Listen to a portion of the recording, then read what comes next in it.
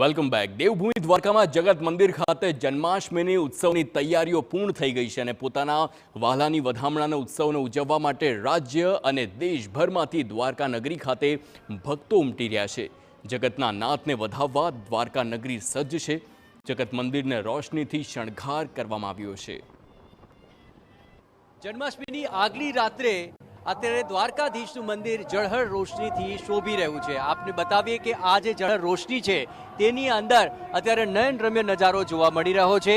એટલું જ નહીં, આખું એ મંદિર પરિસર અત્યારે ભક્તોથી હકડે ઠઠ ભરેલું છે અને હાલ જગત મંદિર સૌ કોઈના આકર્ષણનું કેન્દ્ર બન્યું છે। અહીં જન્માષ્ટમી પહેલા ચુસ્ત સુરક્ષા વ્યવસ્થા ગોઠવવામાં આવી છે।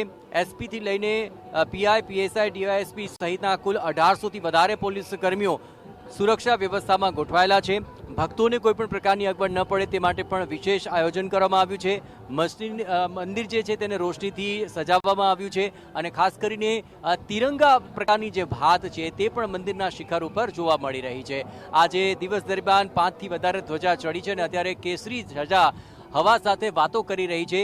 આ ઊંચું દેરું છે નાથનું અને ધ્વજ ફરકે છે દિન રાત અને વાદળથી વાતો કરતું હોય તેવું આ ઊંચું શિખર અત્યારે સૌ કોઈના આકર્ષણનું કેન્દ્ર બન્યું છે। પરંતુ રાત્રિનો નજારો ખૂબ જ અદ્ભુત ભાસી રહ્યો છે અને આ રોશનીથી ઝળહળ જગત મંદિરને જોવા માટે અનેક કૃષ્ણ ભક્તો અહીં આવ્યા છે। બસ સૌ કોઈને અધિયારે છે કે હવે ક્યારે ભગવાન શ્રી કૃષ્ણનો જન્મોત્સવ અને ત્યારબાદ તેમના દર્શન થાય અને દર્શન કરવા માટે મોટી સંખ્યામાં અહીં દૂર દેશાવરથી અનેક ભક્તો આવી રહ્યા છે। આપણે જણાવીએ કે હાલ આ તમામ વિસ્તારની અંદર કૃષ્ણ ભક્તિનો જે અનુભવ છે તે સૌ કોઈને થઈ રહ્યો છે અને બસ સૌ કોઈ જય દ્વારકાધીશના નાદ સાથે આગળ ધપી રહ્યા છે અને કૃષ્ણ જન્મોત્સવની અંદર લીન થઈ રહ્યા છે। કેમેરા પર્સન નટવર પરમાર સાથે જયેશ પારકર, TV9